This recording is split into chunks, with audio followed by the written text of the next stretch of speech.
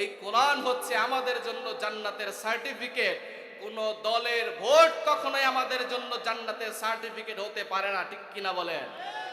আল্লাহর হাবিব ইরশাদ করেন, মান গাদা ইলাল মসজিদি লা ইউরিদু ইল্লা আন ইয়াতাআল্লামা আও ইউআল্লিমাহু খায়রা কানা লাহু কাআজরি হাজ্জিন তাম্মান হাজ্জাতুহু।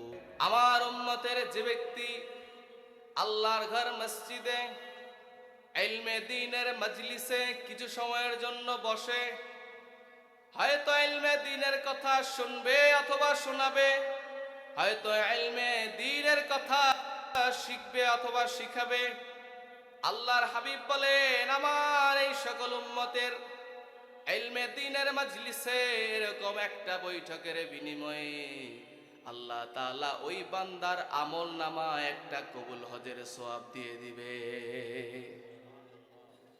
আর কোন ব্যক্তির আমল নামায় কবুল হজ থাকা মানে কি? বুখারীর বর্ণনা, নবীজি বলেন আল হজ্জুল মাবরুরু লাইসা লাহুল জাযাউ ইল্লাল জান্নাহ। কাল কিয়ামতের ময়দানে কঠিন মুসিবতের সময় সবাই যখন নফসি নফসি করতে থাকবে, আল্লাহর হাবিব বলেন আল্লাহ তাআলা বান্দাদেরকে ডেকে বলবেন, শোনো, আজকে আমি তোমাদের অন্য কোনো আমলের দিকে কর্ণপাত করলাম না। তোমাদের অন্য সব আমলে ত্রুটি থাকলেও তোমার আমল নামায় যেহেতু একটা কবুল হজ আছে, আজকে এই কবুল হজের বিনিময়ে তোমার জান্নাতটা দিয়ে দিলাম। কারো আমল নামায় একটা কবুল হজ থাকা মানে নিশ্চিত জান্নাত। পড়েন সুবহানাল্লাহ।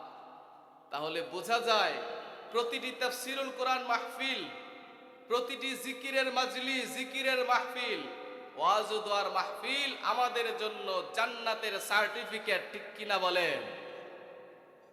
আজকে তো অনেক জায়গায় রাজনৈতিক প্ল্যাটফর্মে কিংবা অরাজনৈতিক প্ল্যাটফর্মে জান্নাতের সার্টিফিকেট দেওয়া হচ্ছে, ঠিক কিনা বলেন?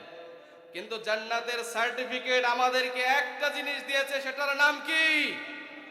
আল কোরআন।